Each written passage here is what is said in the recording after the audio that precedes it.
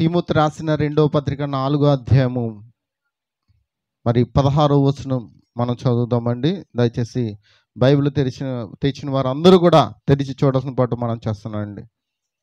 మరొక లేఖనం చదువుదాం. మొదట ఈ లేఖనం చదవండి. తిమోతి రాసిన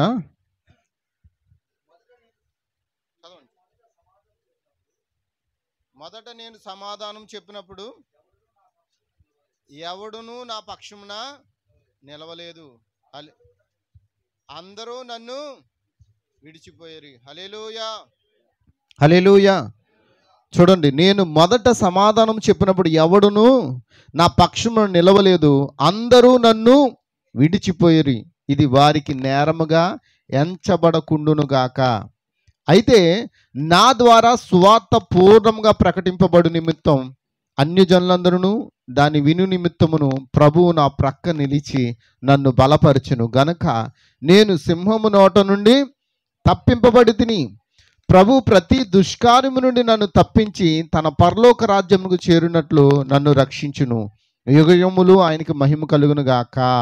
ఆమేన్, ఆమేన్. చిన్న ప్రార్థన చేసుకుందాం. ఓన్లీ వీళ్ళు పాడుకుందామండి. Only believe, only believe, all things are possible. Only believe, Jesus is yours, my Jesus is yours, and all things are possible. Jesus is yours. Lord, I believe, my Lord, I believe, and all things are possible. Lord, I believe. మహాపరిశుద్ధుడా, ప్రేమగల తండ్రి, నీకు స్తోత్రాలు ప్రభా. ఈ ఉదయకాల సమృద్ధిగా నాయన మొదటగా నిన్ను స్తుతించాం, ప్రార్థించాం, పాటలు పాడి నిన్ను మహింపరిచి ఉన్నాం. సాక్ష్యం ఇచ్చిన బిడ్డలు తండ్రి నిన్ను మహింపరిచి ఉన్నారు. కొన్ని హెచ్చరికలు మేము విని ఉన్నాం ప్రభా. దేవ ఇదిగో తండ్రి, మరి తండ్రి బిడ్డలు ప్రభా నీ కొరకు కానుకలు సమర్పించి ఉన్నారు. ఆయా తండ్రిదిగో కూటముల నిమిత్తం ప్రభా, ఆ యొక్క పరిచయ నిమిత్తం కానుకలు సమర్పించి ఉన్నారు. అయితే ఒక్కసారి జ్ఞాపకం చేసుకోండి. నీ కృపలో ఒక్కసారి మీ చేతికి మమ్మల్ని మేము అప్పగించుకుంటున్నాం ప్రభా. దేవా, ఇక్కడ ఉన్న ప్రతి ఒక్కరిని నీ కనుదృష్టి ఉంచండి. ఆయా ఆటంకపరుచున్న ప్రతి దురాత్మ శక్తిని యేసుక్రీస్తును బంధించండి. నీ ఆత్మ ఇక్కడ పనిచేయడానికి సహాయం చేయండి. ఏక మనస్సు ఏకాత్మని ఇవ్వండి ప్రభా. అయ్యా, ఇక్కడ ఉన్న ప్రతి ఒక్కరు నీ ఆత్మ పనిచేయడానికి సహాయం చేయండి. నిశ్చయంగా తనకు సంఘమును అభివృద్ధి పరచండి, సంఘమునకు క్షేమాభివృద్ధిని ఇవ్వండి. దేవ, ఇక్కడ వచ్చిన ప్రతి బిడ్డను దర్శించండి. ఓ దేవా, అల్పుడను కూడా మరుగు చేయండి. ఓ పూర్తిగా నన్ను మరుగు చేయండి నాయన. దేవా, ఇదిగో నీ సహవాసములు మమ్మల్ని బలపరచండి ప్రభా. ఓ నువ్వు బలపరచువాని ఎందుకు బలపలగను ప్రభా. నిశ్చయంగా తండ్రి అట్టి రీతిగా నన్ను వాడుకోండి ప్రభా. నీ కృపలో ఒక్కసారి జ్ఞాపకం చేసుకుని అపరాధములు మన్నించండి. ఓ దేవా నాయన, నా వైపు నీ కనుదృష్టి ఉంచండి ప్రభా. సహాయం చేయండి, నీ సన్నిధి తోడుగుంచమని యేసుక్రీస్తు నామములో ఈ ప్రార్థన. ఓ దేవా, నీ సన్నిధి చేర్చుకోమని బ్రతిమాలకు వచ్చినానయ్యా. దేవ, రోగులైన తండ్రిగో బోయాజ్ బ్రదర్ను స్వస్థపరచండి. దేవ, ఇదిగో ఇంకా తండ్రి ప్రార్థన అవసరం ప్రతి ఒక్కరిని జ్ఞాపకం చేసుకోండి. నిశ్చయంగా హృదయంలో గాయమైన వారిని కూడా స్వస్థపరచండి తండ్రి. దేవా, అందరినీ బాగు చేయమని ప్రభా, నీ కృపలో బాగు చేసి నడిపించమని యేసుక్రీస్తు నామములో ఈ ప్రార్థన అడిగి వేడుకొంచున్నాము. ఆమేన్, ఆమేన్, ఆమేన్. దయచేసి అందరు కూర్చుందామండి. హల్లెలూయా, దేవునికి స్తోత్రం, దేవునికి స్తోత్రం. హల్లెలూయా. మరి అందరూ సంతోషంగా ఉన్నారా? ఆమేన్. మీ సంతోషము పరిపూర్ణమగునట్లుగా ఎల్లప్పుడూ ప్రభునందు ఆనందించుడని చెప్పాడు. ఎక్కడ ఆనందించాలి మనం? అమ్మ చెప్పండి. ఇంకా ఆరాధనకు రావాల్సిన వారు ఉన్నారు.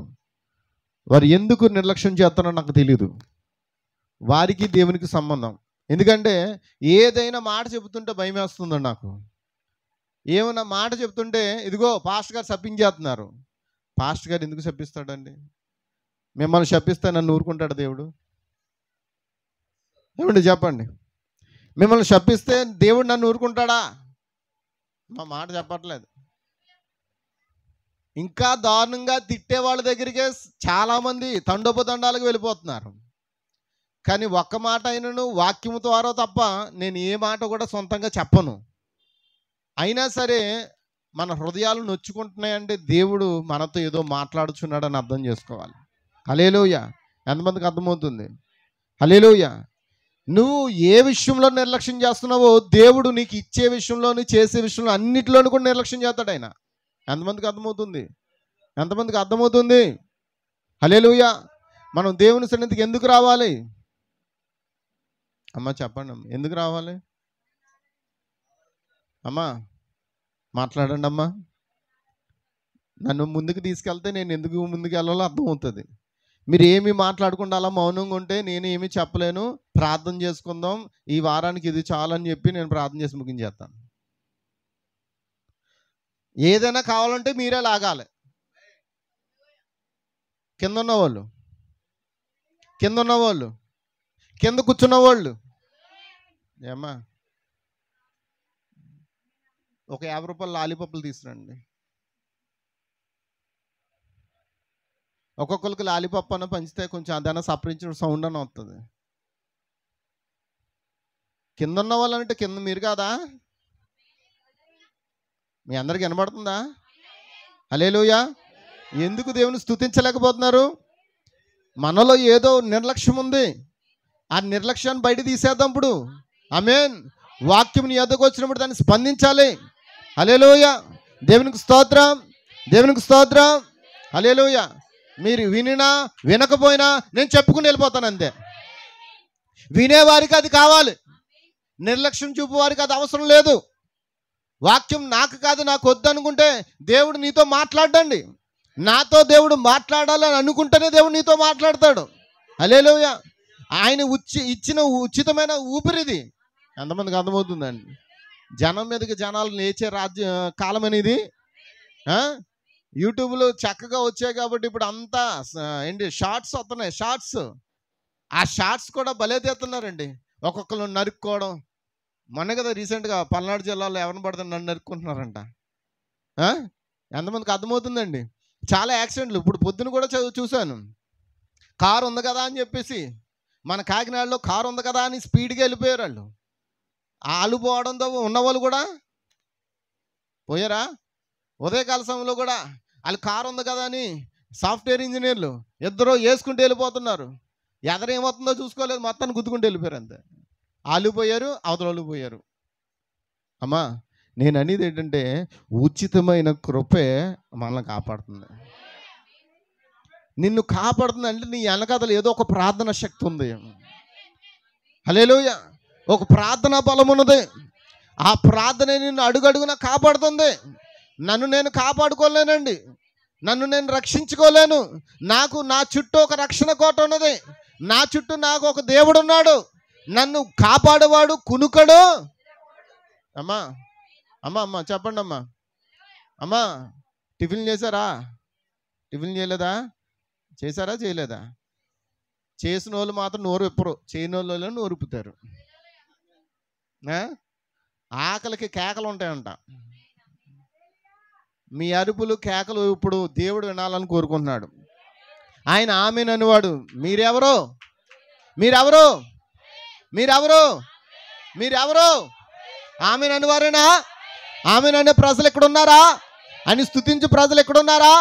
హల్లెలూయా. దేవుడు నీతో మాట్లాడుతున్నప్పుడు ఆ మాటకి మీరు స్పందించండి. హల్లెలూయా. మీరు శుక్రవారం ఆరాధన మిస్ అవ్వద్దు, బుధవారం ఆరాధన మిస్ అవ్వద్దు. ఎందుకంటే దేవుడు మీతో ఏదో సమయంలో మీతో మాట్లాడడానికి, మీతో దర్శించడానికి, మిమ్మల్ని కలవడానికి ఆయన వస్తాడు. ఆయన వచ్చినప్పుడు నువ్వు ఇక్కడ లేకపోతే నువ్వు ఏదో పోగొట్టుకుంటావు. నువ్వు అది ఏం పోగొట్టుకుంటావు నాకు తెలియదు. కానీ దేవుని ఎడల నిర్లక్ష్యం ఉందనుకో, ఆ నిర్లక్ష్యమే నేను తినేస్తుంది. నీ యొక్క ఎదుగుదలకి ఆపుదల ఏంటంటే మొన్న నేర్చుకున్నాం. ఒక చిన్న బిడ్డకి ఏంటంటే సరిగ్గా ఆహారం ఇవ్వకపోతే ఏమైపోతాడు? ఆ బిడ్డలో ఏముండదు, ఎలా ఉంటాడు? 5 సంవత్సరాల కుర్రోడు కూడా సంవత్సరం కుర్రోళ్ళ ఉంటాడు.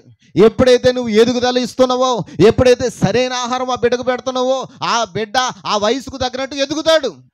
మరి ఆ బిడ్డ ఆ సమయానికి వచ్చి తినకపోతే, ఆ పాలను తాగపోతే, ఎల్ షడ్డై రొమ్ములోంచి వచ్చిన పాలను తాగపోతే ఇప్పుడు ఆ బిడ్డ ఎలా ఎదుగుతాడు? నేను చెప్పేది శరీర సంబంధమైన ఎదుగుదల కాదండి, ఆత్మ సంబంధమైన ఎదుగుదల. హల్లెలూయా, హల్లెలూయా. కాబట్టి మనం చదువుకున్న లేఖనాల దగ్గరికి వెళ్దాం. హల్లెలూయా. పౌలు అంటున్నాడు, తిమోతికి చెప్తున్నాడు పౌలు, నిజమేనా? గత 3 వారాల మటు నేర్చుకున్నాం కదండి. దేమ ఎందుకు పౌలుని విడిచిపెట్టాడు చెప్పండి, కొన్ని కారణాలు. దేమ ఎందుకు విడిచిపెట్టాడండి పౌల్ని? ఎవరో ఒక మాట చెప్పండి. ఏంటండి? ఒక అంగి వేసుకుంటున్నాడని, ఇంకా తన కళ్ళే తాను స్వస్థపరచుకోవట్లేదు, ఇంకా స్త్రీ బోధించకూడదని చెప్తున్నాడు, ఇంకా అమ్మా చెప్పండి అమ్మా. తన చుట్టూ ధనవంతులు ఉన్నా తన మాత్రం ఏ కాలేజీలు కట్టట్లేదు, ఆస్తులు సంపాదించుకోవట్లేదు, ఇంకా పేరు ప్రఖ్యాతులు సంపాదించుకోవట్లేదు, ఇంకా చెప్పండి. ఆమేన్. ఎన్నెన్ని చెప్పొచ్చు అండి. ఒక నిజమైన సేవకుని విడిచిపెట్టడానికి ఇవా కారణాలు అయ్యండి. ఎంతమందికి అర్థమవుతుంది సోదరులారా? దేవునికి స్తోత్రం. చూడండి, పౌలు అంటున్నాడు, నేను మొదట సమాధానముతో చెప్పినప్పుడు ఎవడును నా పక్షున, పౌలు అంటున్నాడు, ఎవడు నా పక్షున నిలవలేదు, అందరూ నన్ను విడిచిపోయిరి. ఆమేన్. మరి ఈ మాట మీతో మాట్లాడుతున్నాను. అందరూ నన్ను విడిచిపోతే ఏంటి? అందరూ నన్ను విడిచిపెడితే ఎవరు విడిచిపెట్టరు? అందరూ నిన్ను విడిచిపెడితే ఎవరు విడిచిపెట్టరు? అందరూ నిన్ను విడిచిపెడితే ఎవరు విడిచిపెట్టరు? నిన్ను విడువను ఎడబాయనని చెప్పాడు, ఏమాత్రమే ఎడబాయనని చెప్పాడు. ఆయన ప్రేమ నుండి నిన్ను ఎడబాపు వాడు ఎవడో లేడు. ఓ ఉపద్రవమైనను, ఉగ్రత అయినను, ఏ కరువైనను, హింస అయినను, బాధ అయినను ఏది కూడా ఆయన నుండి నిన్ను ఎడబాపుతూ. హల్లెలూయా, హల్లెలూయా. కాబట్టి ఆయన అంటున్నాడు, నేను మొదట సమాధానం చెప్పినప్పుడు ఎవడో నా పక్షంనా, అందరూ నన్ను విడిచిపోయారు. అందరూ నాతో పరిచయమైన వాళ్ళు, నా స్నేహితులు, నా ఆత్మీయ బంధువులు, నా సొంత వారు, నా రక్త సంబంధులు అందరూ కూడా ఏం చేశారు? అందరూ నన్ను విడచినా నీవు నన్ను విడువనంటివే, అందరూ నన్ను విడచినా నీవు నన్ను విడువనంటివే, నా తల్లియు నీవే, నా తండ్రియు నీవే, నా తల్లి తండ్రి నీవే యేసయ్యా, నా తల్లియు నీవే, నా తండ్రియు నీవే, నా తల్లి తండ్రి నీవే యేసయ్యా. అమ్మా నిజమేనా? ఎవరండి? ఈ లోకంలో అందరూ విడిచిపెట్టచ్చు. తల్లిదండ్రులు కడ వరకు ఉండకపోవచ్చు, బంధువులు కడ వరకు ఉండకపోవచ్చు, స్నేహితులు కడ వరకు ఉండకపోవచ్చు. ఓ ఎవ్వరు విడిచిపెట్టినా ఆయన మాత్రం నిన్ను విడిచిపెట్టడు. అయితే పౌలు అంటున్నాడు, ఎంతమంది నన్ను విడిచిపెట్టినా ఇది వారికి నేరముగా ఎంచకుండును గాక. అంటే ఏంటి? అది వారి మీద నేరము మోపకుండా ఉండును గాక అని చెప్తున్నాడు. హల్లెలూయా. కానీ ఈరోజు సంఘమును విడిచి వెళ్ళిపోతే అక్కడ నిలబడే సేవకుడు ఏంటి? ఇంకా ఏం చెప్తున్నాడు? ఏం చెప్తున్నాడు? శాపాలు పెట్టడమే ఒక పనిగా పెట్టుకున్నారు. హల్లెలూయా. సరైన కారణం లేకుండా ఏ వ్యక్తి కూడా సంఘం నుంచి దూరం అవ్వకూడదు. సరైన కారణం ఏంటి? నువ్వు వాక్యము పక్షమును నిలబడితే అది ఎటువంటి కారణమైనా సరే నువ్వు నిలబడతావు. వాక్యము నీలో లేదనుకో నువ్వేమవుతావు? నువ్వు వాక్యం కొరకు దూరం అయిపోవాలి. ఎంతమందికి అర్థమవుతుంది? వాక్యము కొరకే మనం దూరం అవ్వాలి తప్ప వాక్యము ఇక్కడ నిలబడినప్పుడు వాక్యంతో సహవాసం చేయడానికి ఇష్టపడాలి. ఎంతమందికి అర్థమవుతుంది? హల్లెలూయా, హల్లెలూయా. చూడండి, నెపములు మోపుతుంటాం, సహోదరుల మీద నెపాలు మోపుతుంటాం, సేవకుల మీద మన నెపాలు మోపుతాం. నిజంగా చెప్తున్నాను, యథార్థంగా మాట్లాడుకుందామండి. ఈరోజు ఎంతమంది నాతో ఏకీభవిస్తున్నారు? యథార్థంగా మనం మాట్లాడుకుందామండి. ఒక సేవకుని గురించి మనం మాట్లాడుతున్నప్పుడు ఆ సేవకుల్లో ఆ యొక్క కార్యాలు జరిగితేనే మనం మాట్లాడుకోవాలి. లేదనుకో ఆ సేవకుని గురించి మనం మాట్లాడడానికి కూడా ఏ యోగ్యత మనకే లేదు. అతనిలో ఆ లక్షణాలు చూసినప్పుడు మనం మాట్లాడుకుంటున్నాం. నిజమేనండి. నిజంగా మనం ఏమై ఉన్నాం? క్రీస్తు యేసు పత్రికలమై ఉన్నాడు. ఈ కాలపు అంటున్నాడు, మీరు నిజముగా క్రీస్తు యేసు పత్రికలే ఉన్నారు కాబట్టి నిన్ను అందరూ చదువుతారు. కొందరు చదువుతారా? అందరూ చదువుతారా? అమ్మ చెప్పండి అమ్మ. ఇప్పుడు పౌలు జీవితాన్ని అందరూ చదువుతున్నామా? నిజమేనండి. నిలబడినప్పుడు పౌలు గురించి, పేతురు గురించి లేకుండా ఒక వాక్యమైనా ఉంటుందా? ఎంతమంది ఇక్కడ ఏకీభవిస్తున్నారు? నిజమేనండి. పౌలు గురించి ఇక్కడ ఏమీ లేకుండా ఉంటుందా? నా మాటలు ఎంతమందికి అర్థమవుతుంది? పౌలుని మనం తలుచుచున్నాం. ఎందుకు? పౌలు యొక్క జీవితం మనకు మాదిరిగా ఉన్నది. పౌలు అన్నాడు, నేను క్రీస్తుని పోలి నడిచిన రీతిగా మీరు నన్ను పోలి. అలా చెప్పడానికి గట్స్ ఉండాలండి. పౌలుతో పోల్చుకోవడానికి మనం సరిపోవండి. పౌలు తన పరిచర్యను ఎవరికి అప్పగించాడు? ఎవరైతే నమ్మకంగా ఉన్నారో, ఎవరైతే ఆ సేవకు ఉపయోగపడతారో అలాంటి వారికి ఆ పరిచర్యను అప్పగించాడు. నిజమేనా? మోషే యొక్క పరిచర్య మోషే కుమారుడికి అప్పగించలేదు. మోషేను వెంబడించిన ఆ యెహోషువకు దేవుడు అప్పగించమని చెప్పాడు. హల్లెలూయా. మరి సమూయేలు ప్రవక్తలు, ఏలి కుమారులు, వీళ్ళందరూ వారు ఏలి తన కుమారుని తను ఏం చేశాడు? సేవ కొరకు అభిషేకించుకున్నాడు. అటు తర్వాత ఏమైంది? వారు ఆ సేవకు వచ్చిన వారితో వారు పాడు పనులు చేశారు కాబట్టి దేవుడు వారిని భూమి మీద లేకుండా చేసేసాడు. అహరోను కుమారుల్ని దేవుడే అభిషేకించమని చెప్పాడు. ఎవరికి చెప్పాడు? అహరోనుకి చెప్పాడా? లేదా పిల్లలకు చెప్పాడా? ఎవరికి చెప్పాడు? దేవుడే మోషేకి చెప్పాడు. నిజమేనా? దేవుడే ప్రవక్తకు చెప్పాడు. ప్రవక్త దగ్గరకు వచ్చినప్పుడు ప్రవక్త ఏం చేశాడు? అహరోను నీ కుమారుల్ని అభిషేకించాలి, వారికి చర్మపు ఆ యొక్క ఏంటది, వారికి ఆ యొక్క ఏఫోదులను కుట్టించు, వస్త్రాలు కుట్టించు అని చెప్పాడు. ఎంతమందికి అర్థమవుతుంది? హల్లెలూయా. నేను అంటున్నాను, దేవుని పిలుపు అనేది చాలా ఇంపార్టెంట్. అయితే ఆ పిలుపు వ్యక్తిగతమైనది. పిలుపు అనేది ఏంటండి? పిలుపు వ్యక్తిగతమైందేనా? ఎవరిని మనం విమర్శించడానికి సరిపోం. ఎవరిని ఏ సమయంలో ఎక్కడ పెట్టాలో ఆయనకి తెలుసు. ఎవరిని ఎలాగ ఆయన నడిపించాలో తెలుసు. ఎవరిని ఎప్పుడు స్టాప్ చేయాలో కూడా ఆయనకి. మోషేను నడిపించాడు ఎన్ని సంవత్సరాలు? 40 సంవత్సరాలు. అయితే మరి 40 సంవత్సరాలు విడిచిపెట్టాడా? విడిచిపెట్టలేదు. గొర్రెలను కాసుకుని నేర్పించాడు. ఎంతమందికి అర్థమవుతుంది? హల్లెలూయా, హల్లెలూయా. దేవునికి స్తోత్రం, దేవునికి స్తోత్రం. అతని జీవితాంతం కూడా దేవుడు ఎప్పుడు విడిచిపెట్టలేదు. చిన్నప్పటి నుండి కూడా దేవుడు అతనితో ఉన్నాడు. నైలు నదిలో అతన్ని పడివేసినప్పుడు కూడా అతను అక్కడ దిగి ఉన్నాడు. ఆయన సంరక్షకుడు అక్కడ నిలబడి ఉన్నాడు. నిజమేనా? మరి దేవుడు నీ పక్షంలో అలా ఉండడా? ఇప్పుడిప్పుడు కాపాడుతున్నాడు అనుకుంటున్నారు మీరు. దేవుడు ఇప్పుడిప్పుడు కాదండి, నువ్వు తల్లి గర్భంలో పడినప్పటి నుంచే దేవుడు నిన్ను కాపుదలకు చేస్తూ ఉన్నాడు. ఎందుకో తెలుసా? నువ్వు ఆయన ఎన్నిక, ఆయన ఏర్పాటు, ఆయన చిత్తము. అయితే మోషేని ఎప్పటి వరకు వాడుకున్నాడు? 80 సంవత్సరాల వయసు వరకు వాడుకున్నాడు. ఇంకా మోషే అక్కడ ఎలా అయిపోయాడంటే, మోషే వారికి దేవుడు అయిపోలే ఉన్నాడు. మోషే కాదు, అయిపోయింది. ప్రజలే చేసేస్తున్నారు. ప్రజలే ఎప్పుడైతే మోషేని దేవునిగా చేసేద్దామని ప్లానింగ్ చేసుకున్నారో, ఇంకా మోషే ఎప్పుడైతే వారి మీద కోపడ్డాడో ఇంకా అన్నాడు, అయిపోయింది బాబు నీ సీను, ఆగిపో, నువ్వు పలానా పర్వతం మీదకి వెళ్ళిపోయి అక్కడ చచ్చిపో అని చెప్పాడండి. ఎవరు చెప్పారు? దేవుడు చెప్పాడా? నువ్వు నేబో పర్వతం మీదకి వెళ్ళిపో, అక్కడ నీ మరణ దినాలు ఉంటావు, నువ్వు అక్కడే చచ్చిపోతావు నువ్వు అన్నాడా లేదా? అమ్మ చెప్పండి అమ్మ. మన పుట్టుక ఏంటో, మన మరణం ఏంటో, లేకపోతే మనం మరణించకుండా ఎత్తబడి ఏంటో అన్నీ కూడా ఆయన చూచి ఉన్నాడు. ఆయనకి సమస్తం తెలుసా? సమస్తం తెలుసా? హల్లెలూయా. మరి పౌలుని దేవుడు ఎప్పుడు ఎన్నుకున్నాడు? ఇంచుమించు క్రీస్తుకు 53లో ఎన్నుకున్నాడంట. క్రీస్తుకు 53లో పౌలుని ఎన్నుకున్నాడు. మరి పౌలుని చిన్నప్పటి నుంచి కాపాడలేదా? చెప్పాలండి. హల్లెలూయా. క్రైస్తువులను చంపడానికి వెళ్ళాడు, చంపించాడా? స్టెఫను రాళ్ళతో పెట్టి కొట్టి చంపించాడా లేదా? ఎంతమందికి అర్థమవుతుంది?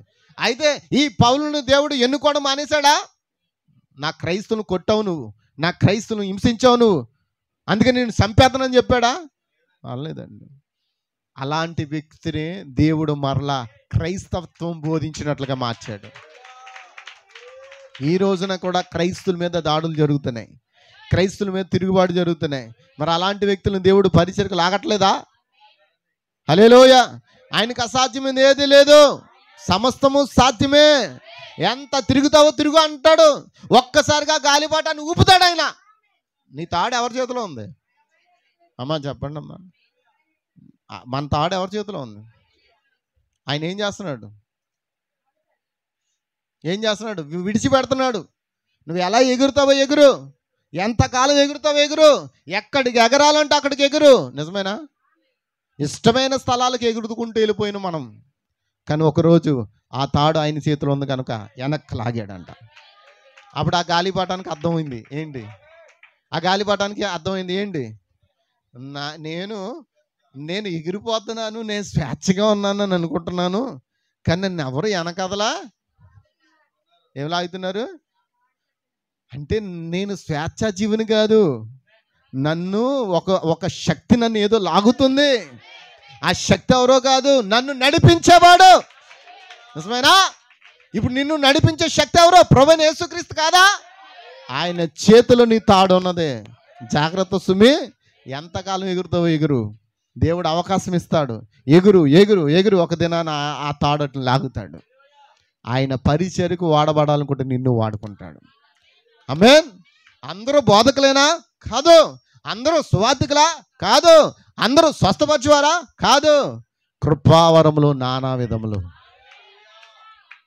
ఏదో ఆ యొక్క పరిచర్యలు నిన్ను వాడుకోవడానికి దేవుడు పిలుచుకుంటున్నాడు. వధుకు పరిచర్య ఉందా? ఉందా? ఏంటా పరిచర్య? వాక్యం వినేసి సిద్ధపడిపోవడం, అంతేనా? వాక్యం వినేసి సిద్ధపడిపోవడం, అంతేనా? నువ్వు వాక్యం వినాలి, సిద్ధపడాలి. ఆ వాక్యం వింటున్న నీవు ఆ ప్రమిద వల్ల ఏం చేయాలి? ఎక్కడ వినపట్లేదు. ఇప్పుడు ప్రమిద ఏం చేస్తుంది? సిద్ధపరచుకుంటుంది, తను తాను సిద్ధపరచుకుని ఆ ప్రమిదలో ఏం చేస్తున్నాడు? దేవుడు నూనె పోస్తున్నాడు. వేసాడా? పరిశుద్ధాత్మ నీలో పోసాడా? ఆ పరిశుద్ధాత్మ ద్వారా నువ్వు ఏం చేస్తున్నావు? నీ ఒత్తు ఆయన వెలిగించాడు, వాక్యం అనే దాని ద్వారా వెలిగించాడు. వెలిగించినప్పుడు ఆ వెలుగు ఏం చేయాలి? అనేకులకి ఏం చేయాలి? వెలగాల. మరి మీ సాక్షి జీవితాన్ని వెలిగిస్తున్నారా? మీరు వాక్యం వరకు సాక్ష్యంగా ఉన్నారా?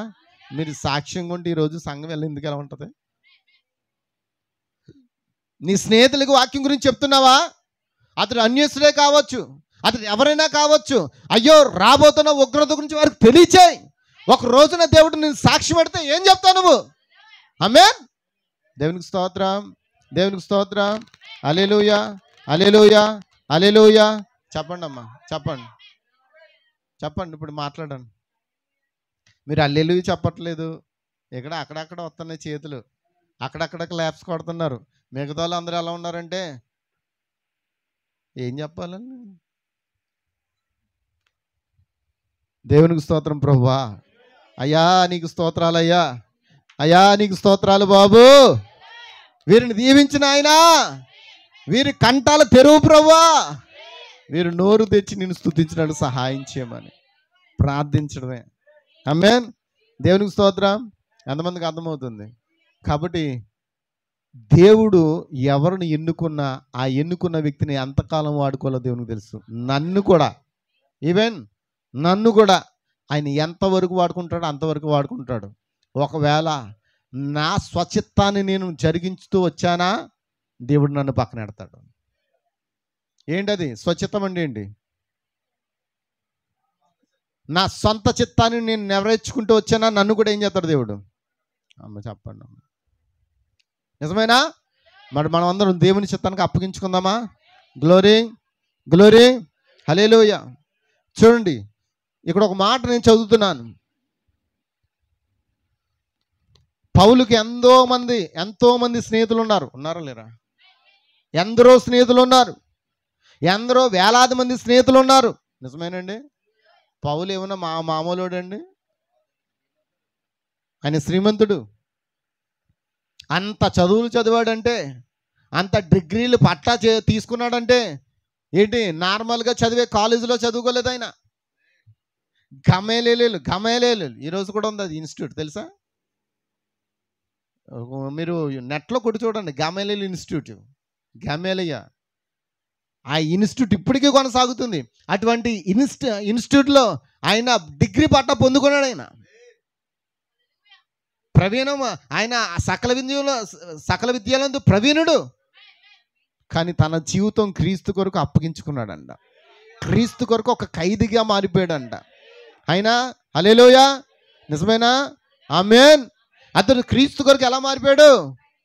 ఎన్నో వస్త్రాలు మార్చిన వాడు ఆ క్రీస్తుని కలుగున్న తర్వాత నాకు వస్త్రంతో పని లేదు, నాకు దేవుడిచ్చిన వస్త్రాలు చాలనుకుని ఒకే అంగీతం తిరిగాడంట. హల్లెలూయా. వేలాది మంది స్నేహితులు ఉన్నారు. ఎంతమంది స్నేహితులు ఉన్నా చివరికి అందరూ విడిచిపెట్టారంట. మీ అందరికంటే నాకు చాలా ఎక్కువ మంది స్నేహితులు అండి, చాలామంది. కానీ స్కూల్లో చదువుకున్న వారిని, కాలేజీలో చదువుకున్న ఫ్రెండ్స్ని ఇప్పుడు అప్పుడప్పుడు కలుస్తుంటారు. అప్పుడప్పుడు హాయ్ హాయ్ అంటారు, నేను హాయ్ హాయ్ అంటాను, అంతే. హాయ్ హాయ్ అంతవరకే. కానీ నా కడ వరకు నాతో ఉండేది నా భార్య కూడా కాదు. ఎవరు? నాకు ఒక నిజమైన స్నేహితుడు ఉన్నాడు. హల్లెలూయా. నాతో కూడా నా కడ వరకు నన్ను తీసుకెళ్ళేంత వరకు, ఇక్కడ కాదు అక్కడ కూడా నాకు కూడా ఉండేవాడు ఒక్కడున్నాడు. ఎవరు ఆయన? నా ప్రభు అయిన యేసుక్రీస్తు, నా నిజ స్నేహితుడు. ఆయన నమ్ముకుని ఉన్నాను. ఆయన నమ్ముకున్న వారు ఎన్నడూ సిగ్గుపడరు. ఆమేన్. ఎంతమంది ఆమేన్ చెప్తారు? ఎంతమంది ఆమేన్ చెప్తారు? వేలాది మంది స్నేహితులు కలిగి ఉన్నాడంట పౌలు. కానీ ఒకే అంగిని కలిగి ఉండుట నిజంగా చాలా ఆశ్చర్యంగా ఉందిగా. నిజమేనండి? ఈ యొక్క ఆలోచన ఎలా ఉందంటే, దేమా ఆలోచన ఎలా ఉందో చూడండి. ఇతనికి బోలు మంది స్నేహితులు ఉన్నారు, వేలాది మంది స్నేహితులు ఉన్నారు. అంతమంది కలిగి ఉన్న ఒక వ్యక్తి ఒకే అంగిని కలిగి ఉంటే చూచి అతను ఎట్లా తలించాడో చూడండి. ఒకని గుడ్డితనంతో మొత్తగల మనిషిని తను ఒకడు పట్టణంలో నుండి తరిమేశాడంట. అంతమందికి అర్థమవుతుందండి. అతడు ఒక వ్యక్తిని ఏం చేశాడు? మొన్న వారం చదువుకున్నాం కదా, బర్యేసు అనే వ్యక్తిని ఏం చేశాడు? గుడ్డితనంతో మొత్తాడు. మరి అలెగ్జాండర్ను బట్టి ఏం చేశాడు? ఆ ఊరు నుండి పారిపోయాడంట. అమ్మ వింటున్నారా? ఆయన శక్తిలో ఏమైనా లోపం ఉందా? ఏమీ లేదండి. ఎంతమందికి అర్థమవుతుంది? ఈ దేమ యొక్క ఆలోచన ఏంటో మీకు చెప్తున్నాను. అతనిలో కొన్ని చూస్తున్నాడు. ఒకప్పుడు ఒక వ్యక్తిని గుడ్డితనంతో మొత్తాడు, ఇతను తిడతేనేమో ఊరు నుండి పారిపోతున్నాడు. ఆమేన్. అమ్మ గుర్తుపెట్టుకోనమ్మా, ఊరు నుండి ఏం చేస్తున్నాడు? పారిపోతున్నాడు. మరియు రోగులను ప్రార్థించిన వ్యక్తి తన స్నేహితుడు రోగి అయి ఉండగా విడిచి వచ్చాడు. హల్లెలూయా. అందుకే దేమ అతను ఏం చేశాడంట? విడిచి వెళ్ళిపోయాడంట. మిగతా వారందరూ విడిచి వెళ్ళిపోయారు, మనుషులందరూ నన్ను విడిచి వెళ్ళిపోయారు, ప్రతి ఒక్కరూ అతన్ని విడిచి వెళ్ళిపోయారు అని పౌలు చెప్పును. ప్రతి ఒక్కరూ అతన్ని విడిచి వెళ్ళిపోయారు. హల్లెలూయా, హల్లెలూయా. అయితే గమనించండి, ఒక మనిషి వాక్యమునకు సత్యముగా కట్టబడి ఉన్నప్పుడు ఏంటంట? ఒక మనిషి వాక్యమునకు సత్యముగా కట్టుబడి ఉన్నప్పుడు ఊరకే ఒక కూటంలో మాత్రమే కాదు, ప్రతి కూటములో సత్యముగా వాక్యము బోధించినట్లుగా అతడు నిలబడ్డాడంట. అలా బోధించినందుకు ఆ మనిషిని ఏం చేశారంట? అందరూ విడిచిపెట్టారంట. అమ్మ వింటున్నారా? ఈ కాల ప్రవృత్తిలో 3 ఇడుపులు జరిగాయి. 3 ఇడుపులు ఏంటంటే, మొదటి ఇడుపు స్వస్థతలు జరుగుతున్నప్పుడు అనేక మంది సంఘశాఖలు ఏంటి, అనేక వేల మంది ప్రవర్తన ఏం చేశారు? వెంబడించారంట. అమ్మా నిజమేనా? ఒకవేళ ఒక గుడ్డోళ్ళు ఇక్కడ ఉన్నారనుకో, లేకపోతే ఒక నోరు లేని వాళ్ళు ఇక్కడ ఉన్నారనుకో, ఒక కుంటోళ్ళు ఇక్కడ ఉన్నారనుకో, నేను కానీ ప్రార్థన చేస్తుంటే అక్కడ వాళ్ళకి ఆ కార్యం జరిగిందనుకో, ఇంకేం చేస్తారు? ఇంకేం లేదు. ఇంకా ఇక్కడ నన్ను ఎత్తేస్తారా? అమ్మ చెప్పండి అమ్మా. అప్పుడు మన పరిచర్య ఎలా ఉండదు? ఎక్కడ ఉంటుంది? రోడ్ల మీద టెంట్లు వేసి పెట్టాల్సిన పరిస్థితి వస్తుంది అప్పుడు. అది గమనించండి. మొదటి ఈడుపు స్వస్థతలే. మరి రెండో ఈడుపు హృదయ వివేచన చెప్పేవాడంట, హృదయ రహస్యాలు బయట పెట్టేవాడంట. పలానా వ్యక్తి పలానా దూరం నుంచి వచ్చింది, ఆమె పేరెండు చెప్పేవాడు, ఆమె అడ్రస్ చెప్పేవాడు, ఆమె రోగం చెప్పేవాడు, ఆ రోగం ఎందుకు వచ్చిందో కారణం కూడా చెప్పేవాడు. మరి ఈ రోజున కూడా కొంతమంది చెప్తున్నారు పలానా పలానా అని చెప్తూనే ఉన్నారు, కానీ ఆ రోగం మాత్రం చెప్పట్లే. ఎంతమందికి అర్థమవుతుంది? నీకు ఉద్యోగం వస్తుంది, నీకు అది వస్తుంది, ఇది వస్తుంది అని చెప్తూనే ఉన్నారు ఈ రోజున. కానీ దేవుడు చేసిన వాక్య ప్రకారంగా చూసిన కార్యాలు వేరు, ఇప్పుడు జరిగే కార్యాలు వేరు. ప్రవక్త దినాల్లో స్వస్థతలు ఉన్నప్పుడు అందరూ వెంబడించారు. ఇంకేంటి, హృదయ రహస్యాలు చెప్తున్నప్పుడు కొంతమంది తగ్గారంట. ఎందుకు తగ్గారు అమ్మా? ఎందుకు తగ్గారు?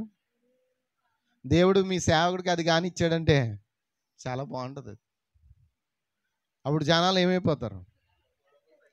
నువ్వు ఇంటికాడ ఏదైతే అనుకున్నావో ఇక్కడ వాక్యం నుంచి వచ్చేస్తుంటుంది. అవునా కాదా అమ్మా? చెప్పండి అమ్మ, మాట్లాడండి. ప్రవక్త గారు కారులోనంట తన స్నేహితులు వెళ్ళడానికి భయపడేవారంట. కారణం ఏంటో తెలుసా? వాళ్ళు ఏదైనా తప్పిదంలో ఉన్నారనుకో, దేవుడేమో ఆయనకి చెప్పేసివాడంట. చెప్తే ఈయన కారులో అలాగ సైలెంట్గా కూర్చునేవారంట. సైలెంట్గా కూర్చున్నప్పుడు వెనకతలు కూర్చుని మాట్లాడుకున్నప్పుడు ఒక మాట అనేవాడంట, బ్రదర్ నువ్వు గత ముందు 1 గంట క్రితం నువ్వు ఎవరితో మాట్లాడవని చూసి వెళ్ళా అన్నవాడు. ఎంతమందికి అర్థమవుతుంది? 1 గంట క్రితం నువ్వు ఎవరితో మాట్లాడవో నేను చూశాను, నీ మాటలు నేను అందుకని ఆ హృదయ రహస్యాలు బయటపడినప్పుడు ఆయనతో ప్రయాణం చేయడానికి కూడా చాలా ఇబ్బంది పడేవారంట. అంటే ఎలాంటి వ్యక్తి ఆయనతో ప్రయాణం చేయాలంటే, ఏ నేరం అంటే అతని గురించి ఏది అనుకోని వారు, లేకపోతే ఏ పొరపాటు చేయని వారు, ఏ వ్యభిచారం చేయని వారు, ఏ చెడ్డ మాటలు పలకని వారే ప్రయాణం చేయాలి. అందుకే ఆయన కూడా ఫ్రెడ్ సాద్మనను తర్వాత ఇంకో వేరొక వ్యక్తి ఉన్నాడు, తన స్నేహితులు ఇద్దరు ఎప్పుడు కూడా ఉండేవారు. ఎంతమందికి అర్థమవుతుంది? హల్లెలూయా. మూడో ఏడుపు ఏంటంటే వాక్యం తెరవబట. ఏంటండి అమ్మ చెప్పండి? వాక్యం తెరబడేటప్పటికి నువ్వు ఎలా ఉండాల్సిందే బ్రదర్. ఈ యొక్క మందిరంలో 4 పెళ్లి చేసుకున్న వాళ్ళు ఉన్నారు కాబట్టి దయించి జ్ఞాపం పెట్టుకోండి, మీరు 4తో ఉండకూడదు. ఇప్పుడు నువ్వు ఎవరితో ఉంటున్నావో వారితో స్థిరంగా ఉండు, వాళ్ళతోనే నీ జీవితం కొనసాగించు, లేకపోతే నువ్వు నరకానికి పోతావు అని చెప్పేటప్పటికి అక్కడ 4 3 అమెరికా దేశంలో అది కామన్ కదా. ఎంతమందికి అర్థమవుతుంది? చాలామంది బ్రదర్లు ఏం చేశారు, ఆయన పరిచర్యలోంచి చాలామంది వెళ్ళిపోయారంట. ఆమేన్, హల్లెలూయా. చప్పట్లు కొడతారా? మరి అదే పరిచర్య యేసుక్రీస్తులో లేదా? యేసుక్రీస్తులో ఉందా? 3 ఏడుపుల పరిచర్య యేసుక్రీస్తులో ఉందా? ఉందా? ఆమేన్. యేసు ప్రభు స్వస్థత కార్యాలు చేసినప్పుడు ఎంతమంది వెంబడించారు? అనేక వేల మంది తండాలుగా ఆయన మీద పడి బాగుపడ్డారా? ఆయన ఎవరిని బాగు చేయలే. మరి ఆయన ఎవరిని బాగు చేశాడు? ఎవరైతే విశ్వాసం ఉంచి ఉన్నారో వారిని ఆయన బాగు చేస్తూ వచ్చాడు. ఆయన గొర్రెపిల్ల జీవ గ్రంథంలో ఎవరిని బాగు చేయాలని ముందుగా రాయబడి ఉందో వారిని మాత్రమే ఆయన బాగు చేశాడు. అనేక మంది వచ్చి ఆయన మీద చేతులు పెట్టినా, అనేక మంది వస్త్రాలు తాకినా, ఆయన మీద పడిపోయినా, ఏమి మాట్లాడినా, షేక్ అండించుకున్నా ఏనాడు ఎవరికే. కానీ 12 సంవత్సరాల నుంచి బాధపడుతున్న ఒక స్త్రీ, రక్తస్రావంతో బాధపడుతున్న ఒక స్త్రీ ఆయన వస్త్రం చింగు పట్టుకుంటే చాలు నేను బాగుపడిపోతాను అనుకుని వెళ్ళి బాగుపడిపోయింది చూడండి. అలాంటి వారి విషయంలో దేవుడు కార్యాలు చేయడానికి వచ్చి ఉన్నాడు. అలాంటి వారు ఇక్కడ ఉన్నారా? స్వస్థతలు ఉన్నంతసేపు, స్వస్థత కార్యం చేసినంతసేపు చాలామంది ఆయన వెంబడించారు. ఇప్పుడు తర్వాత ఏం జరిగిందంటే హృదయ రహస్యాలు చెప్పడం మొదలెట్టాడు. ఏం చెప్పాడు? ఏం చెప్పడం మొదలుపెట్టాడు? హృదయ రహస్యాలు. హృదయ రహస్యాల చరిత్రలో మనం బాగా తెలిసిన చరిత్ర ఏంటంటే, ఆ సుక్కారోను బావి దగ్గర యాకోబు ఆ బావి ఉంది కదా, ఆ బావి దగ్గర ఒక స్త్రీతో మాట్లాడుతున్న ఆ యొక్క సంఘటనను ఎవరు విన్నారు? శిష్యులు విన్నారు, దూరం నుంచి చూస్తున్నారు. దేవుడు ఏం చెప్పాడు? మీరు పోయి మాకు ఆహారం మనకు అందరికీ ఆహారం కొనుక్కు రమ్మంటే వాళ్ళు ఏం చేశారంటే కొంతమందిని పంపించి కొంతమంది ఏం చేశారు? ఈయన ఏం చేస్తున్నాడని పొదల చాట్లో ఉండి చూస్తూనే ఉన్నారు. ఆమె యొక్క హృదయ రహస్యాలను బయట పెట్టి ఎవరు చూస్తాడో తెలుసా? యోహాను చూశాడంట. యోహాను కదండి రాశాడు, యోహానే కదా రాశాడు ఆ విషయం. యోహాను చూశాడంట. చూశాడా? చూసినప్పుడు వాళ్ళు అనుకున్నారంట, మనం ఈయన దగ్గర చాలా జాగ్రత్తగా ఉండాలి. ఆమేన్. మన యొక్క ప్రతి రహస్యం ఆయనకి తెలిసిపోద్ది. అప్పుడు కొంతమంది తగ్గారంట. తగ్గుతారా అమ్మ? చెప్పండి అమ్మ. తగ్గారు. తర్వాత 70 మంది ఆయన వెంబడించారు. వాళ్ళతో మాట్లాడుతున్నాడంట, వాక్యాన్ని తెరవ చేస్తున్నాడంట. ఇప్పుడు ఏం చేస్తున్నాడు ఏంటంటే, ఇదిగో నా శరీరం తిన నా రక్తం త్రాగబడి నిత్య జీవములకు వాక్యం చెప్పాడంట. వాళ్ళకి అర్థం కాలే. 70 మంది అనుకున్నారు, ఇదేంట్రా నరమాంస భక్షులమో మనం ఏమైనా తినడానికి, ఇప్పుడు దాకా బాగానే ఉంది కానీ ఇప్పటి నుంచి మనం అది చేయలేం, జాగ్రత్తగా అది పెట్టుకుని మనం ఏం చేద్దామంటే డబ్బులు సంపాదించుకుందాం. ఏంటది? స్వస్థతలు అద్భుతాలు చేసి మనం ఏం సంపాదించుకోవచ్చు అమ్మ? చెప్పండి అమ్మ. ఇప్పుడు ఆ 70 మంది డబ్బులు సంపాదించుకోవడానికి పోయారు, కానీ అందులో 12 మందిని మాత్రం యేసుక్రీస్తు దగ్గర నిలబడిపోయారు. ఎందుకు? నీవే నిత్య జీవపు మాటలు గలవాడు, నిన్ను విడిచి మేము ఎక్కడికే, నువ్వు ఏది తినమాట తింటాం. నిజమేనా? అయితే పదండి గదిలోకి, నన్ను తినేయండి అన్నాడంట. ఇప్పుడు అర్థమైందా? గదిలోకి పొమ్మన్నాడంట, కూర్చున్నాడంట, ఇదిగో నన్ను తినేయండి అని అన్నాడంట. అందరూ విచిత్రంగా చూస్తున్నారంట. నేను ఎవరినో తెలుసా? పైనుండి దిగి వచ్చిన జీవాహారం అన్నాడంట. నన్ను భుజించేవాడు ఎన్నడూ చనిపోడు, ఒకవేళ చనిపోయిన అతడు తిరిగి లేపబడతాడు అన్నాడంట. ఇప్పుడు అందరూ ఆశ్చర్యంగా చూస్తున్నారంటే, ఏంటి ప్రభు ఈయన అన్ని నిన్ను బ్రతకుండగా మేము ఎలాగా తినేయాలి? ఎంతమందికి అర్థమవుతుంది? వాక్యం తెరవ చేస్తున్నాడు దేవుడు, వాక్యం తెరవబడుతుంది. ఏంటనంటే ఆయన రొట్టె తీసుకున్నాడంట, ఇది నా శరీరంగా మారిన కాక అన్నాడంట.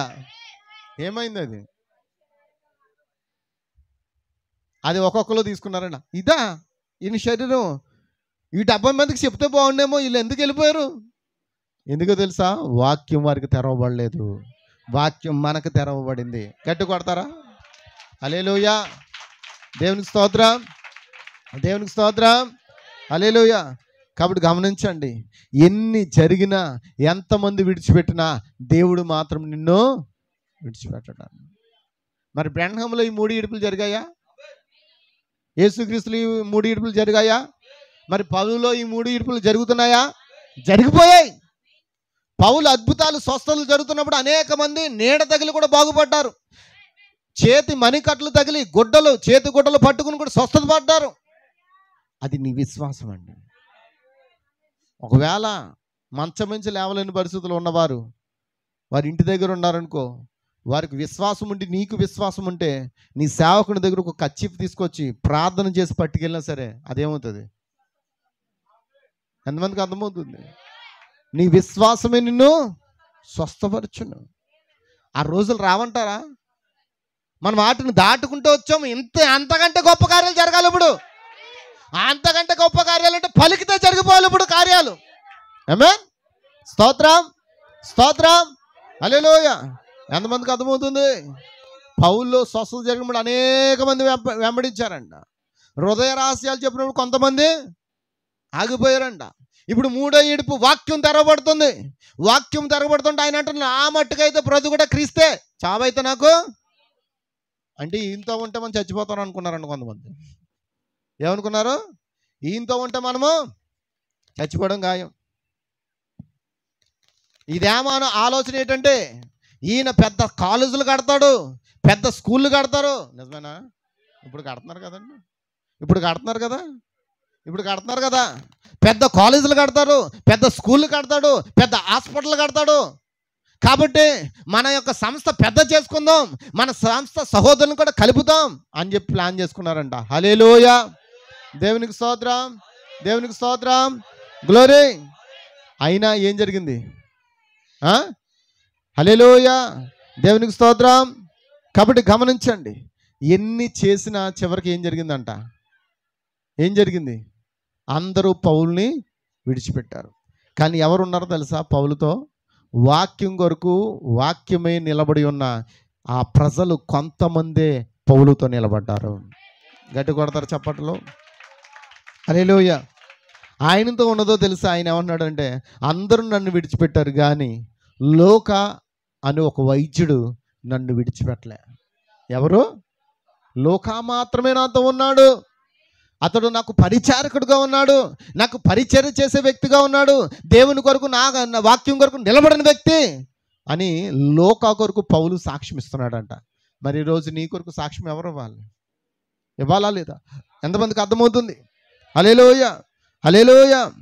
అందుకే దేమ ఈ లోకమును ప్రేమించి మానవుల కీర్తి పొందగోరాడు. అతను కావాల్సిందంటే మానవుల కీర్తి. అయితే హలో డాక్టర్ దేమ అని పిలిపించుకోవడానికి వెళ్ళిపోయాడు, కానీ పౌలుతో ఉండడానికి అతడు ఇష్టపడలేదు. దేవునికి స్తోత్రం, దేవునికి స్తోత్రం, హల్లెలూయా, ఆమేన్. చూడండి, లోక వాక్యమును వెంబడించాను. మరియు పౌలు పెద్ద పెద్ద కళాశాలను కాలేజీలను కట్టగలవాడే, కానీ అతడు ధరించుటకు ఒక అంగీ మాత్రమే కలిగి ఉండెను. మరియు దేమ నా శాఖా సహోదరులతో వెళ్ళిపోతాను, నాకు ఇంకా ఈ ఇతనితో నాకు ఎటువంటి సంబంధము లేదు, నాకు ఒక స్థానం అక్కడ ఉంది అని చెప్పుకుంటూ అతడు పౌలుని విడిచి వెళ్ళిపోయాడండి. కానీ ఒక వ్యక్తి వాక్యపక్షము నిలబడితే అందరూ అతన్ని విడిచిపెట్టి వెళ్ళిపోతారు. పౌలు ప్రవక్త చెప్పాడు, ఖచ్చితంగా ఏ సేవకుడైతే వాక్యపక్షం నిలబడతారో అర్థం చేసుకోలేని వారు, వాక్యం అర్థం కాని వారు ఆ సేవకుని విడిచిపెట్టి వెళ్ళిపోతారు. నిజమేనా? యేసుని విడిచిపెట్టారా? పౌలుని విడిచిపెట్టారా? బ్రహ్మను విడిచిపెట్టారా? మరి నిజమైన సేవకుని ఎవరు విడిచిపెడతారు? వాక్యం తెలియని వారు, దేమ లాంటి వ్యక్తులు, పేరు ప్రఖ్యాతుల గురించి చూసుకునేవారు, వారు మాత్రం ఏం చేస్తారంటే వాక్యము కలిగిన సేవకుని విడిచిపెట్టి వెళ్ళిపోతారు. హల్లెలూయా, హల్లెలూయా. దేమ అనుకుంటున్నాడంట, దేమ చెప్తున్నాడు, అటువంటి వానితో నాకు ఎట్టి సంబంధం వద్దు, అతడు కింద స్థాయి వ్యక్తి, నేను శాఖా సంబంధము సహోదరులతో వెళ్ళిపోతాను, నాకు ఒక స్థానం ఉంటుంది. అటువంటి దీన సేవకుని ఎలాంటి పరిస్థితులు విడిచి వెళ్ళినందుకు బ్రహ్మ యొక్క స్నేహితుడు వలె నేను కూడా అడుగుతాను పరలోక రాజ్యంలో అంటున్నాడు. ఏమంటుంది అన్నాడు బాక్స్టర్? దేమ ఎందుకు నువ్వు పౌలును విడిచిపెట్టావు? ఆమేన్. అతడు నిన్ను క్రీస్తు యొద్దకు నడిపించాడు, అతడు క్రీస్తు రక్తం కిందకు నడిపించాడు నిన్ను. హల్లెలూయా. నిజమైన సేవకుడు ఎల్లప్పుడూ తన విశ్వాసాన్ని క్రీస్తు యొక్క రక్తం కిందకు తీసుకువెళ్తాడు. మరి నార్మల్గా ఉన్నవాళ్ళు వాళ్ళు చేసే అద్భుతాల కొరకు, ఆశ్చర్య కొరకు, గొప్పల కొరకు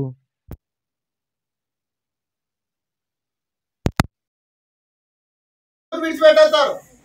అయితే ఈరోజు మనం విడిచిపెట్టవలసింది ఏంటి? వాక్యం కాని దాన్ని మనం విడిచిపెట్టాలి. హల్లెలూయా, హల్లెలూయా.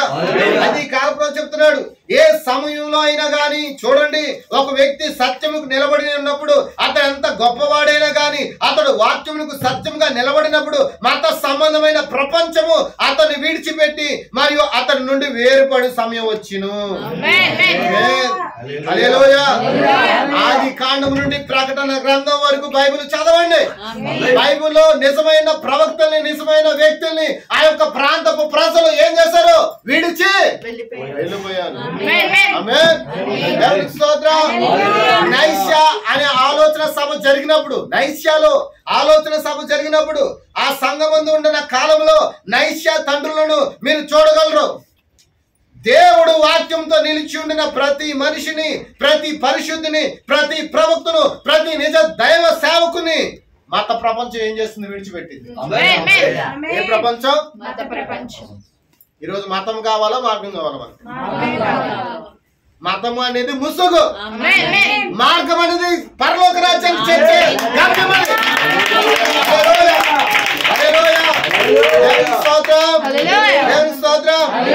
చూడండి, మనిషి నుండి ఒకరు మనిషి మరొకరు ఘనత పొందకూడదని మీరు తెలుసుకోనండి. హల్లెలూయా. మనిషి నుండి మనిషి ఏం చేస్తారు? ఘనత పొందుకుంటారు. ఘనత కావాలి. ఒకనొకరు ఘనపరుచుకోమన్నాడు. ఎలాగనే నువ్వు తగ్గించుకుని నీ సోదరుని ఏం చేయాలి? ఘనపరచాలని చెప్పాడు. అలా కాదు, ఇప్పుడు సంఘాల పరిస్థితి ఎలా అయిపోయిందంటే ఒకరినొకరు పొగుడుకోవడం ఎక్కువైపోయింది. కానీ పొగడవలసింది, మహిమపరచవలసింది దేవుణ్ణి.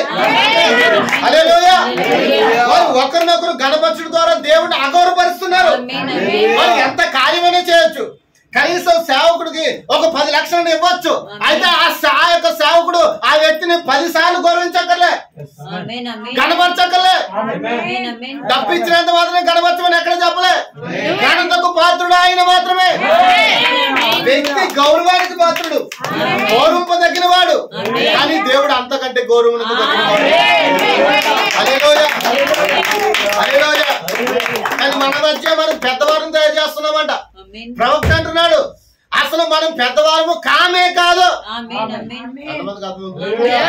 మనమే పెద్దను తయారు చేస్తున్నామంట. ప్రవక్త ఈ వర్తమానం చెప్పాడండి. నా సేవ యొక్క ప్రస్తుత వర్తమానంలో 56వ పారాగ్రాఫ్ అండి. మీరు మెసేజ్ అప్పేసుకోమని చెప్పాను. నేను చెప్పే పాయింట్లు కూడా రాసుకోండి, ఇంటికి వెళ్ళి చదవండి అంటున్నాను.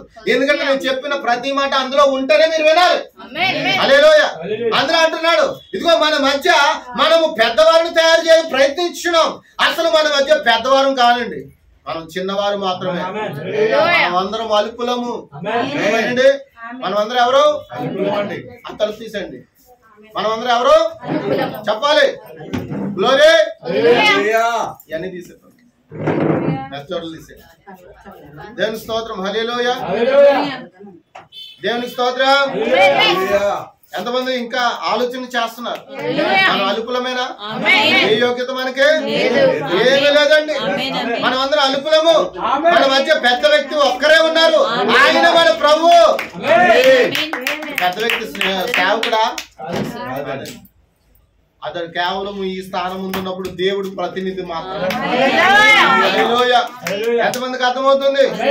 మన సంస్థను దేవుని కంటే ఎంతో పెద్దగా చేస్తున్నాం. ఈ రోజు చూడండి, మా సంస్థ పెద్దదంటారు. మరి ఆ పెద్దదైన సంస్థలో దేవుడు ఉన్నాడా? ఉండడండి. ఉంటాడా? ఉండడండి. ఎన్ని అనుకున్నా సరే మనిషిని ఎప్పుడైతే మనం గౌరవిస్తున్నామో ఆ మనిషిని భూమి మీద లేకుండా చేస్తారు. భూమి మీద లేకుండా చేస్తారు. దయించి చెప్తున్నాను, నా పేరు మీ నోట్లో ఆడించకండి. నేను గొప్పవాడిని కాదు, నేను మీతోటి సహదాసుండే, నేను మీతోటి సహోదరుడే. ఒకవేళ ఆ వ్యక్తి ఇలా గొప్పోడు అలా ఎలా అని అనుకుంటే ఆ వ్యక్తిని భూమి మీద లేకుండా చేసేస్తారు. కానీ ఒకటి మాత్రం గుర్తుపెట్టుకోండి, ఒకవేళ నేను యథార్థంగా జీవిస్తే దేవుడు నన్ను ఆ సన్నిధానం తీసుకుంటాడు. వాస్తవం, యథార్థంగా జీవించడానికి మనం ప్రయత్నం చేయాలి. అదే మన జీవితం అయి ఉండాలి. ఆమేన్, హల్లెలూయా. చూడండి, గొప్ప పరిశుద్ధ సంఘం. మా సంఘం చాలా గొప్ప పరిశుద్ధమైంది. పరిశుద్ధ సంఘం అని చెప్పుకోవడానికి ఏమీ లేదు. సంఘం పరిశుద్ధమైంది కాదు, దేవుడు పరిశుద్ధం. వ్యక్తి పరిశుద్ధమైన వాడు కాదు, ఆ వ్యక్తి లోపల ఉన్న పరిశుద్ధాత్మ పరిశుద్ధమైనది. అదే ప్రభువు చెప్తున్నాడు, ఓ మానవుని కనపరచుదా, ఒక్కరు మాత్రమే పరిశుద్ధుడుగా ఉన్నాడు, గుర్తుపెట్టుకో.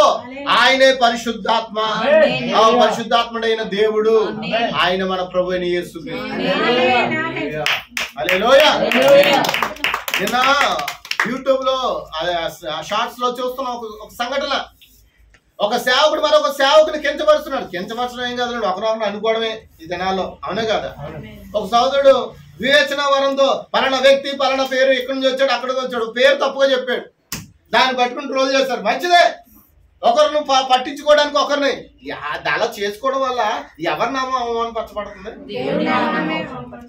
నేను యూట్యూబ్ లో పెట్టమని ఎవడు చెప్పాడు? నువ్వు వాక్యం చెప్పు. నువ్వు చేసే అద్భుతాలు, నువ్వు చేసే ఆశ్చర్యకారాలు, నువ్వు చేసే ఆ యొక్క ఆ కార్యాలను నువ్వు యూట్యూబ్ లో పెడతా, నువ్వు గొప్పవాడునా? గొప్పవాడు ఒక్కడే పరిశుద్ధాత్మ.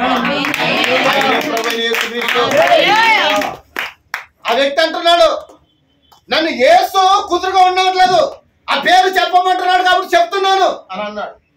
మరొక వ్యక్తి దాన్ని ట్రోల్ చేస్తూ అంటాడు, యేసా ఇప్పుడు పరిశుద్ధాత్మ వల్ల నడిపించింది అని అంటాడు. జనాలకి ఎంతమంది ఉన్నారో అర్థం కావట్లేదు. దేవుడు ఒక్కడా ముగ్గురా? ఒక్కడా ముగ్గురా చెప్పండి. ఇది అంటున్నాడు, ఇతను ఒక భాషలే. ఇప్పుడు నడిపించేది పరిశుద్ధాత్మ అయితే యేసు చెప్పడం ఏంటి? యేసు చెప్పాడని చెప్పడం ఏంటి? ఇదంతా అబద్ధం కదా, ఇది ఫేక్ కదా అని బోధిస్తూ ఉన్నారు. సోదరుడా గమనించు, దేవుడు ఒక్కడే. ఆయన పని ఉన్నప్పుడు తండ్రి, ఆయన భూమి మీదకి వచ్చినప్పుడు కుమారుడు. ఆయన ఇప్పుడు మనతో ఎలా ఉన్నాడు?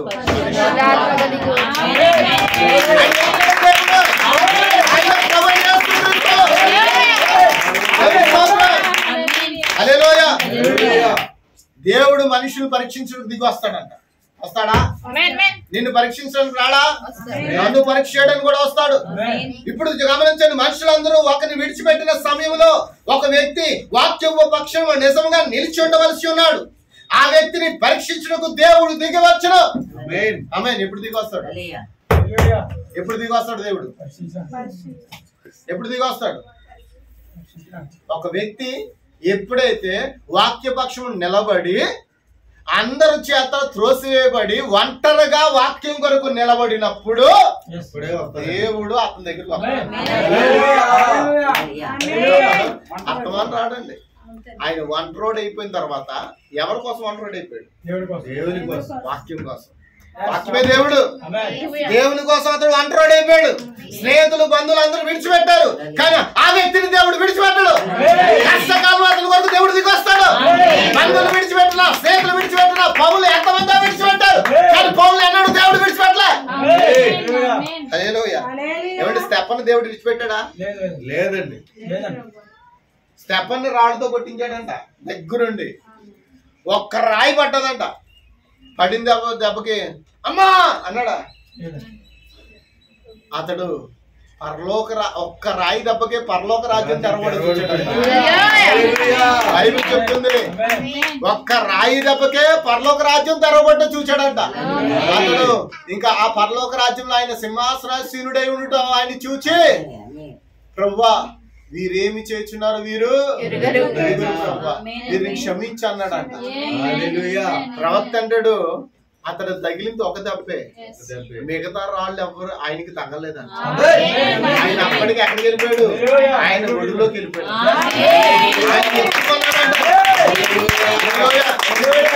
నిన్ను కాపాడవాడు కునుకుడు. మరి పౌలుని ఆ గోడ మధ్యలో పెట్టి ఆ తల నరికినప్పుడు అసలు అన్నాడంట, నేను దాని కొరకే పుట్టాను, దాని కొరకే పుట్టాను, నేను అతసాక్షి అయిపోవడమే నా జీవితం, అందుకొరకే దేవుడు ఎన్నుకున్నాడు. అతడు ధైర్యముగా ఆ వధశాలకు వెళ్ళాడంట. అతని గోడ మధ్యలో అతని బుర్ర అంటే ఈ పక్క నుండి బాడీలోంచి ఆ పక్క బుర్ర వెళ్తుందన్నమాట. అటువంటి రంధ్రము చేసి ఆ వ్యక్తి ఆ బుర్ర అందులో పెట్టినప్పుడు అక్కడ ఆ తల అక్కడ నరికి వేసి ఆ తల అక్కడ ఉన్న కాల్లో పడేశారంట. ఈ బాడీని ఇంకో చోట పడేశారంట. అయితే అతడు దేవుని ప్రతినిధి కాదా? అతడు ఆనందంగా సంతోషంగా దేవుని కొరకు చనిపోవడానికి ఇష్టపడ్డాడు. దేవుడు గొప్పవాడండి. ఎందరు విడిచిపెట్టినా పౌలు అంటాడు, నా మట్టుకైతే బ్రతుకుడే క్రీస్తే, చావైతే నాకు. ఆ మాట నీ దగ్గరకు వస్తే నువ్వు అనగలవా? అంత ధైర్యం నీకుందా? ఆమేన్. చిన్న శోధనకే మనం జంకిపోతున్నాం, చిన్న చిన్న కష్టాలకి మనం భయపడిపోతున్నాం. ఎన్నో కష్టాలు అనుభవించాడు, ఎన్నో వాడదెబ్బలు తిన్నాడు, ఎన్నో సార్లు కొట్టబడ్డాడు, ఎన్నో సార్లు శ్రమలు అనుభవించాడు. ఎంతమంది ఊసారు, ఎంతమంది కొట్టారు, ఎంతమంది తిట్టారు, అన్ని క్రీస్తు కొరకు సహించుకున్నాడు. ఇప్పుడు ఈ రోజు మనకు కావాల్సింది ఏంటి? అటువంటి సహనం మనకు కావాలి. అటువంటి అందుకన్నాడు, నేను సువార్త చేయకపోతే నాకు శ్రమ అన్నాడు. మరి నీకు సువార్త చేయట్లేదు, నువ్వు ఒక వ్యక్తికి క్రీస్తు కొరకు చెప్పలేకపోతున్నావు, ఒక వ్యక్తిని క్రీస్తు కొరకు నడిపించలేకపోతున్నావు. మరి నీకు శ్రమ రాదా? మరి శ్రమలు ఎందుకు వస్తున్నాయి? ఊరికి వస్తున్నాయా? మనం చేసే క్రియను బట్టి ఆ శ్రమలు మన యొద్దకు వస్తాయి. హల్లెలూయా. శ్రమలు సహించడం ధన్యుడు అన్నాడు. ఎంతవరకు సహించుకోవాలి? అంతవరకు. ఆమేన్ ఆమేన్. పౌలును విడిచిపెట్టాడు. ప్రవక్త అంటున్నాడు, ఎవరైతే వాక్యపక్షం నిలబడతారో ఆ సేవకుని ఖచ్చితంగా ఆ సంఘము ఒక దినాన అతను ఆ వాక్యంలో లేకపోతే వారు ఏం చేస్తారంట? పేరు ప్రఖ్యాతుల కోసం, మతం కోసం, స్త్రీల కోసం, ధనం కోసం, డబ్బు కోసం, అన్నిటి కోసం ఆ సంఘాన్ని విడిచి వెళ్ళిపోతారు. వాక్యం తెరబడినప్పుడు ఇదేంటి, ఇదిగో మమ్మల్ని ఎలా చేయొద్దంటున్నాడు, అలా చేయొద్దంటున్నాడు, ఇలా జీవించొద్దంటున్నాడు, అలా జీవించొద్దంటున్నాడు. సేవకుడా చెప్పేది పరిశుద్ధాత్మ. చెప్పండి, ఎవరండి పరిశుద్ధాత్మ? సేవకుడా చెప్పేది. ఆమేన్. నీ శత్రులతో మాట్లాడితే నేను ఎన్నడని చెప్పానా? చెప్పండి. నిన్నెవరైనా కొడితే వారిని దూషించండి, కొట్టమని చెప్పానా? హల్లెలూయా. నీవు ఎప్పుడైతే ప్రేమించడం నేర్చుకుంటావో దేవుడు వారిని ప్రేమించినట్లుగా మార్చేస్తాడు. హల్లెలూయా. ఎంతో మంది నన్ను పనికి రాని వాడిగా చూచారు, కానీ నేను మనుషులకు పనికి రాని వాడినే, కానీ దేవునికి పనికి వచ్చాను. నేను ఎవరికి పనికి రాకుండా పోవచ్చు, కానీ దేవునికి పనికి వచ్చాను. నేను చిన్నప్పటి నుండి దేవుని కొరకు బ్రతికాను, దేవుని కొరకు పరిచయం చేశాను, దేవుని కొరకు పని చేశాను. అందుకే దేవుడు నన్ను ఎన్నుకున్నాడు. నా పిలుపు నా యొక్క వ్యక్తిగతమైన. నిజమేనా? నేను ఎన్నోసార్లు సాక్ష్యం ఇచ్చాను. నా పిలుపు కొరకు, నా యొక్క నేను దేవుని పిలుపు కొరకు పెట్టిన సూచనలు కూడా సాక్ష్యం ఇచ్చాను. కానీ ప్రజలు దాన్ని ఏం చేశారు? నమ్మలే. కానీ ఎవరు నమ్ముతారో తెలుసా? వెనకతలు బాగా డబ్బుండి, కార్లు ఉండి, సూట్లు వేసుకుని తిరుగుతారు చూడు, అలాంటి వాళ్ళు బాగా. ప్రజలు ఎవరు నమ్ముతారండి ఈ రోజున? తేమ ఎవరు నమ్మాడు? మా శాఖ సంఘాలు బాగా డబ్బున్న వాళ్ళు, ధనం ఉన్న వాళ్ళు, కార్ల మీద వస్తారు వాళ్ళు.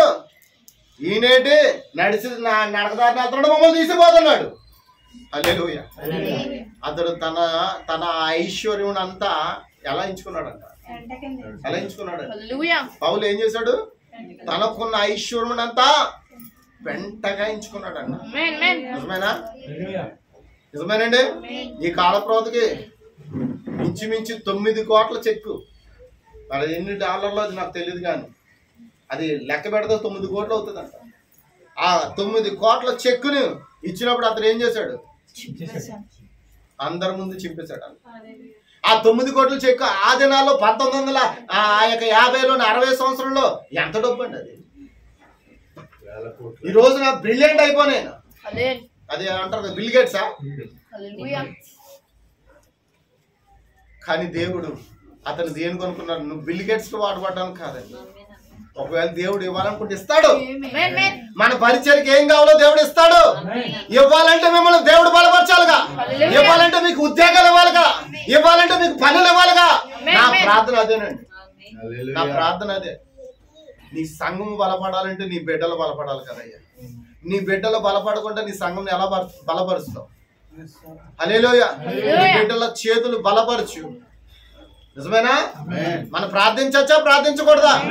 నా బిడ్డలు బలపరచు ప్రభువా, నా బిడ్డలకు మంచి భవిష్యత్తు ఇవ్వు ప్రభువా, వారిని పరిచయం వాడబడాలి ప్రభువా, వారిని పాత్రలకు వాడబడాలి ప్రభువా, వారి ప్రతి రూపాయిని పరిచయకు వాడబడాలి ప్రభువా. నిజమేనండి. దేవుడు నీకు ఉద్యోగం ఇస్తున్నాడంటే దేని కొరకు? ఆయన పరిచయకు వాడబడ్డాలి. ఎందుకు ఇచ్చాడు అనుకున్నావు? నువ్వు క్షేమంగా ఉండటం ఆయనకు కావాలి. హల్లెలూయా.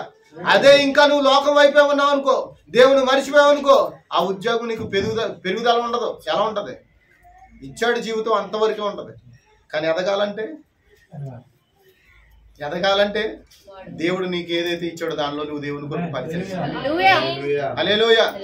పౌలు డేరాలు కుట్టాడా లేదా? హల్లెలూయా. పుట్టి బ్రతికాడా లేదా?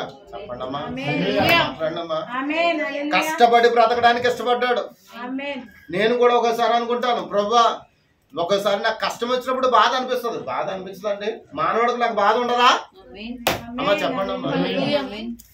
ప్రభువా నేను నీ చేత పోషించబడుతున్నాను.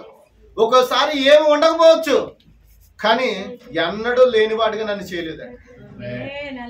బండి కొనుక్కున్నాను, ఏనాడు పెట్రోల్ కొట్టించుకోకుండా ఉండలేదండి. అయిపోయిన సమయంలో కూడా అయిపోతుందని తెలిసి ఆ సమయానికి దేవుడు ఏదో మార్గం, ఏదో ఒకటి. ఎంతమందికి అర్థం? పిలుచుకుంటే ఆయన కార్యాలు అలాగే ఉంటాయి. పిలుచుకోకపోతే ఏమి పోషించడం కూడా జరగదండి. నేను పోషించబడాలంటే ఎన్నో మార్గాలు ఉన్నాయి. నాకు అవసరమైతే వాటిలో కూడా పని చేసుకోగలను, అంట్లైనా తోముకోగలను. నేను చిన్నప్పటి నుండి చేసిన పనులు అవే. ఎంతమందికి అర్థమవుతుంది? నన్ను పోషించువాడు దేవుడు మాత్రమే. నన్ను రక్షించువాడు దేవుడు మాత్రమే. ఆయన కొరకే బ్రతికున్నా, ఆయన పరిచయం కొరకే బ్రతికున్నా, ఆయన ఎంతవరకు వాడుకుంటే అంతవరకు వాడబడదా. నా ప్రాణం ఉన్నంత వరకు. నిజమేనా? అటువంటి తీర్మానం మనకు ఉండాలా? చెప్పండి. నేను ఒక వ్యక్తి గురించి మీకు చూపించాలనుకుంటున్నాను. ఈరోజు మనం ఆ వ్యక్తి గురించి నేర్చుకోవాలి. మన అందరికి బాగా సుపరిచితుడు. అతని ద్వారానే మనకు వర్తమానం వచ్చింది. ఆమేన్, ఆమేన్, ఆమేన్. హల్లెలూయా. స్తోత్రం. ఆమేన్. చూడండి, యెషయా గ్రంథము 40 అధ్యాయం 37 వచనం అంటున్నాడు, యెహోవా కొరకు ఎదురు చూచువారు నూతన బలము పొందుదురు. వారు పక్షిరాజుల వలె రెక్కలు చాపి పైకి ఎగురుదురు. అలయక పరిగెత్తుదురు, సొమ్మసిల్లక. ఎంత కష్టం వచ్చినా, ఎన్ని శ్రమలు వచ్చినా పక్షిరాజు మాత్రం వెనుకంజేయదు. పక్షిరాజు జీవితం ఎంతమంది తెలుసా అండి? దాని వయసు ఎంత? 70 సంవత్సరాలు అనుకుందాం. అది 35-40 సంవత్సరాలు వచ్చినట్టుగా ఏమవుతుంది? 30-40 సంవత్సరాలకు వచ్చినట్టుగా ఏమైపోతుంది? ముసళ్ళు అయిపోతుంది. ముసళ్ళు అయిపోతుంది. దాని ముక్కు పెరిగిపోద్ది, దాని ఈకలు పెరిగిపోతాయి. ఇంకా అది ఆహారం సంపాదించుకోలేదు. ఆ సమయంలో అది ఏం చేయాలో తెలుసా? నేను ఎత్తైన పర్వతాలకు వెళ్ళిపోవాలి. అది ఎత్తైన పర్వతాల మీద ఉంటది. హల్లెలూయా. ఎత్తైన పర్వతాల మీదకి వెళ్ళిపోయిన తర్వాత ఏం చేస్తుంది తెలుసా? తన ముక్కుని బండకేసి బాదుకుంటదా? బండకేసి బాదుకున్నప్పుడు ఆ నొప్పి ఉంటదా ఉండదా? అమ్మా చెప్పండి అమ్మా. ఎవరి కోసం బతుకుతుంది అది? దేవుని కోసం కాదు, తన కోసం తాను బ్రతుకుతుంది. ఇప్పుడు నువ్వు ఎవరి కోసం బతుకుతున్నావు? దేవుని కోసం. అయ్యి బాబు, దేవుని కోసం బతుకుతున్నారమ్మా. అమ్మా మీరు ఆరాధనకి ఎందుకు వస్తున్నారమ్మా అంటే, మన అక్కడ బ్రదర్ అడిగాను కదండి మన ఆదివారం వాక్యంలో. చెప్పండి, మీరు ఉపవాసం ఎవరి కోసం వింటున్నారు? మీరు ప్రార్థన ఎందువరకు చేస్తున్నారు? చాలా మంది నోట్లో బయట క్రైస్తవులు చెప్తుంటారు కదా, ఈ రోజు దేవుని కోసం ఉపవాసం ఉన్నానమ్మా అంటే దేవునికి ఏదైనా జరుగుతుందా? నీకు ఏదో జరుగుతుంది కాబట్టి దాన్ని తప్పించుకోవడానికి ఉపవాసం ఉండు. ఎందుకు వెళ్ళావమ్మా ఆరాధన అంటే? దేవుని కొరకు. దేవుని కొరకు ఏమి వెళ్ళక్కర్లేదు, దేవుడు ఎక్కడన్నా ఉన్నాడు. కానీ నీ కొరకు వెళ్ళు. నువ్వు రక్షించబడాలని, నువ్వు ఆయన రాజ్యంలో చేరాలని ఆయన ఆశపడుతున్నాడు. అందుకు ఆయన తర్ఫీదు ఇచ్చే ఆ యొక్క లేబర్ రూమ్ ని తీసుకొచ్చాడు ఆయన. ఈ తర్ఫీదులో అరుపులు ఉంటాయి, కేకలు ఉంటాయి. లేబర్ రూమ్ లో అరుపులు కేకలు ఉండవా? లేబర్ రూమ్ అంటే ఏంటి? పెద్ద హాస్పిటల్ దగ్గర పోయి దగ్గరికి వెళ్ళి బయట చూడండి ఏమంటారు? లేబర్ రూమ్ అని ఉంటుంది. లేబర్ రూమ్ అంటే ఏంటి దాని అర్థం? అమ్మా నర్స్ గారు, అమ్మా మీకు కూడా అక్కడ ఏముంటది? మీకు ఏమన్నా చెప్తే డాక్టర్లు ఏమంటారు? అమ్మా అర్జెంట్గా అక్కడ లేబర్ రూమ్కి వెళ్ళంటారు. నా సిస్టర్లు కూడా ఏమంటారు? లేబర్ రూమ్ దగ్గరికి వెళ్ళమంటారు. అంటే మీరు ఎక్కడ పోతారు? లేబర్ రూమ్ దగ్గరికి వెళ్ళకుండా కుట్లు వేసి ఆ యొక్క ఏం క్లియరిపోయిన దగ్గరికి వెళ్తారా? ఎక్కడికి వెళ్తారు? ఎందుకు వెళ్తారు? అక్కడ ఎవరో ప్రసవం జరుగుతుంది. ఆ ప్రసవం దగ్గర ఏముంటది? ఏముంటదమ్మా? అరుపులు. ఇప్పుడు ఈ పక్షిరాజు తన గోడకేసి కొట్టుకున్నప్పుడు బాధ ఉంటది కదా. ఎందుకు? తన ముక్కు ఏమైపోయింది? పెద్దదైపోయింది. ఈ రోజున క్రైస్తవులు అని చెప్పుకుంటూ మనం కూడా ఏమైపోయాం? బాగా పెద్దోళ్ళు అయిపోయాం. బాగా అంటే ఆత్మలో బలిసిపోయాం. అని శరీరంలో కాదండి, ఆత్మలో బాగా బలిసిపోయి కదలేకపోతున్నాం. ఎంతమందికి అర్థమవుతుంది? నువ్వు వాక్యంలోకి వచ్చి మహా అయితే ఒక 5-6 సంవత్సరాలు అవుతుందో, లేదా 7 సంవత్సరాలు అవుతుందో, కానీ నువ్వు బలిసిపోయావు. నువ్వు నీ ముక్కు కదలలేకపోతుంది, నీ రెక్కలు ఆడించలేకపోతున్నావు. కాబట్టి ఇప్పుడు నువ్వేం చేయాలి తెలుసా? ఇప్పుడు ట్రిమ్మింగ్ సమయం ఇది, కత్తిరించుకునే సమయం ఇది, చేసుకోవాలి. ఇప్పుడు శుభ్రపరుచుకునే సమయం ఇది, కట్టింగ్ సమయం. ఇప్పుడు ఆ పక్షానికి వెళ్ళొచ్చి ఆ బండకేసి బాదుకుంటుంది. ఆ బండ కాదు, ప్రభువైన యేసుక్రీస్తు. ఆ బండకేసి ఎప్పుడైతే బాదుకుంటుందో ఆ ముక్కుకున్న అవన్నీ ఏమవుతున్నాయి? మొత్తం ముక్క ముక్కలుగా ఊడిపోతుంటే రక్తం వస్తుందంట. రక్తం వచ్చినా వదలట్లే, రక్తం కారినా వదలట్లే. ఇప్పుడు చివరికి ఆ ముక్కుతో ఏం చేస్తుందంట? ఏం చేస్తుంది? తన ఏకలు లాక్కుంటుందంట, పీక్కుంటుందంట. ఎందుకు? ఎగస్టాలు ఉన్నాయి. క్రైస్తవులని చాలా ఎగస్టాలు తగిలించేసుకున్నాం మనం. నిజమేనా? గొప్పలం అయిపోయామని చాలా ఎగస్టాలు. మనలో ఏమొచ్చింది? గర్వం వచ్చేసింది. ప్రైడ్ గా ఉండవలసింది ప్రైడ్ అయిపోయాం. ప్రైడ్ అంటే తెలుసు కదా ఏంటండి? ప్రైడ్ అంటే ఏంటి? గర్వం. ఇంగ్లీష్ లో ప్రైడ్. ప్రైడ్ ప్రైడ్ ప్రైడ్ అంటే వధువు, ప్రైడ్ అంటే రెండింటికి ఒక అక్షరమే తేడా.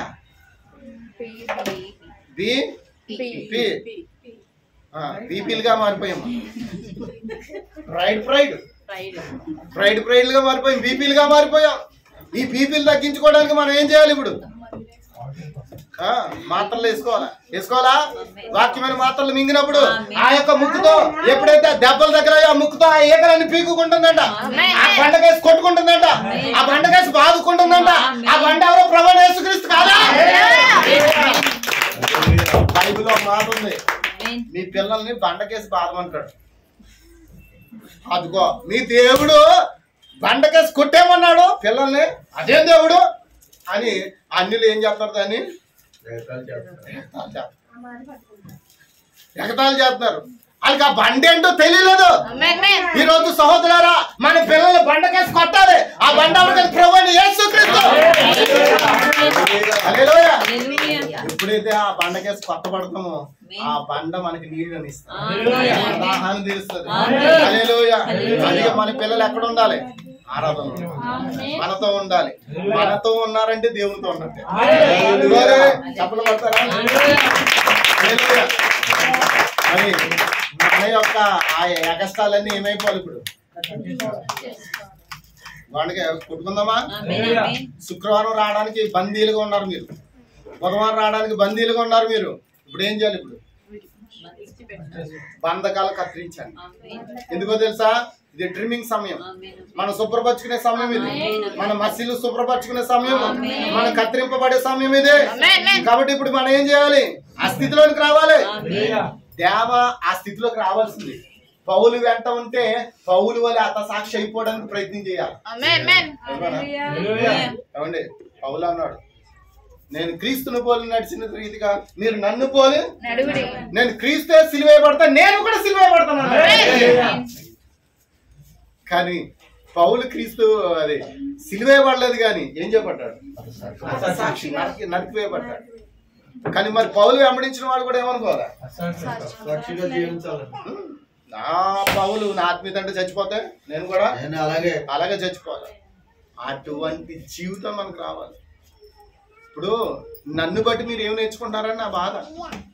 నన్ను బట్టి మీరు ఏమి నేర్చుకోలేరు. నేను ఎవరిని బట్టి నేర్చుకుంటున్నానో ఆయన బట్టి మీరు నేర్చుకోండి. హల్లెలూయా. పౌలు అంటున్నాడు, క్రీస్తుని పోలి నేర్చిన రీతిగా మీరు నన్ను పోలే. ఇప్పుడు మనం అందరం ఆయన పోలి నడవాలి, పౌలు పోలి నడవాలి.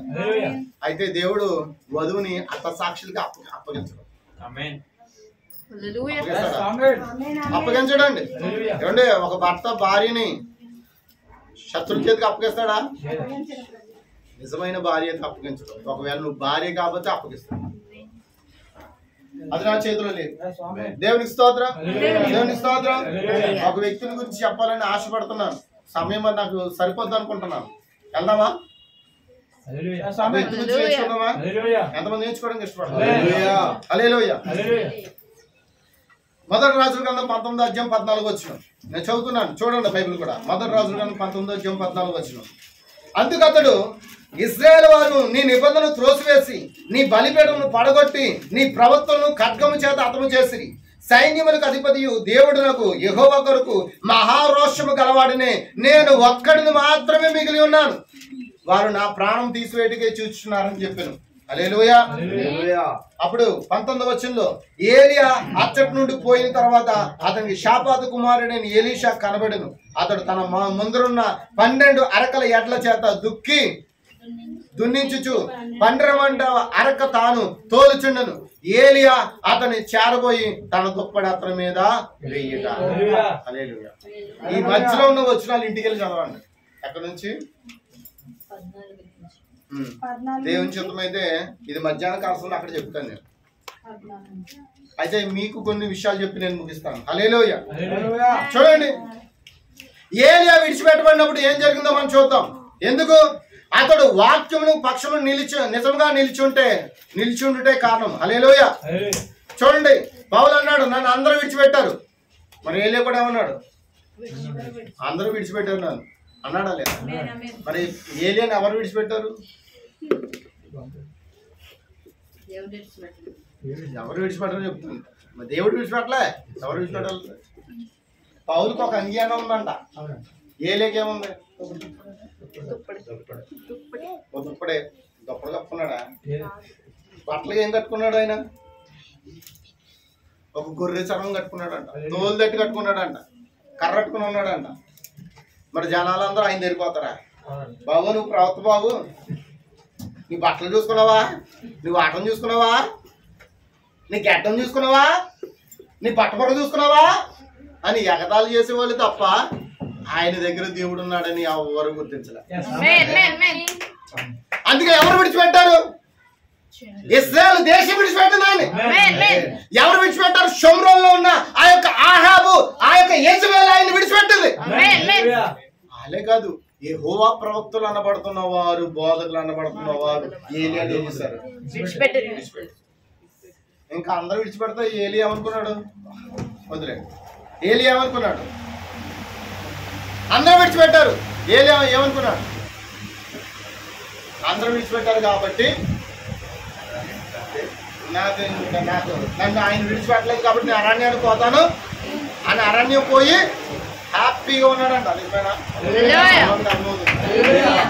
ప్రవక్త అంటున్నాడు, ప్రవక్త చెప్తున్న మాట చదువుతున్నాను. అతడు సమాజం నుండి జాతీయ సంస్థ నుండి కూడా ఇశ్రాయేలు దేశపు సంఘము నుండి కూడా అతడు వెలివేయబడును.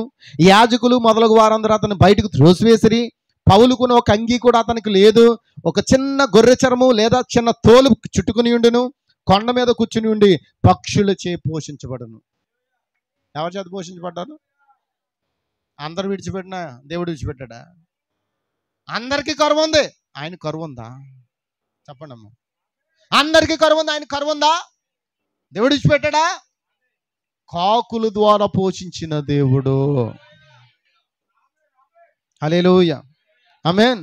ఎంతమందికి అర్థమవుతుందండి? హల్లెలూయా. కాబట్టి దేవుని వాక్యము నిమిత్తమే యెహోవా ఎలాగూ సెలవుచ్చిచున్నాడో దానిని మాత్రం అతడు అత్తుకొని ఉన్నాడు. ఇప్పుడు వారందరూ ఆధునిక వైపు మొగ్గిరి, ఆధునికత వైపు మొగ్గిరి. ఎవరు? పాస్టర్లందరూ, సంఘాలన్నీ ఎక్కడ మొగ్గాయి? ఆధునిక. ఏంటి ఆధునిక అంటే? దేశపు ప్రథమ మహిళైన యెజబెలు అక్కడ మొట్టమొదటిగా ఉందంట. ఆమె ఏం చేసిందంటే నాజుకులు ప్రవేశపెట్టిందంట సంఘంలోకి. ఏంటి నాజుకులు? నాజుకులు అంటే ఏంటి? అలంకరణ. అలంకరణ ప్రవేశపెట్టింది. యాజకులు అందుకు ఏకీభవించరు. యాజకులు ఏమన్నారు? దానికి ఏం చేశారు? లిప్టిక్ వేసుకొచ్చినా అనేవాడు లేదు. ఇయర్ రింగ్స్ ఎంత కాదు, ఎంతెంత ఆడతారు? ఎప్పుడైనా చూసారండి? ఇక్కడ నుండి ఇక్కడికి ఆలాడుతున్నాయి. సొంతంగా తయారు చేసుకున్నారంట. ఉల్లిపాయలు, వంకాయలు, బెండకాయలు కడుపులో ఉండవలసినవి ఎక్కడున్నాయి ఇప్పుడు?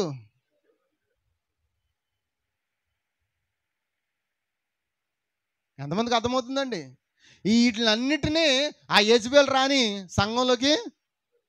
అప్పుడు యెజబెల్ని ఎదిరించేవాడు ఎవడున్నాడు?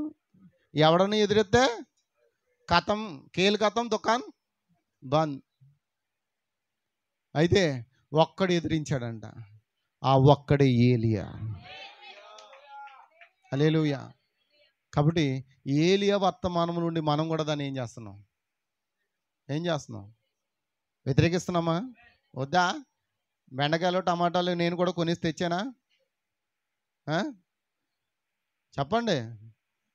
అవి నాకు చూస్తే అలా కనబడతాయి. నాకు ఆ బెండకాయలు, టమాటాలు, వంకాయలు, బంగాళదుంపలు కూడా ఎట్టేసుకుంటున్నారు ఈ మధ్యన. ఉల్లిపాయలు కూడా ఎట్టేసుకుంటున్నారు. ఉల్లిపాయలు ఎట్టట్లేదా? అంటే ఉల్లిపాయ అంటే ఉల్లిపాయ అంత సైజులో, ఉల్లిపాయ ఆకారంలో బుట్టలు.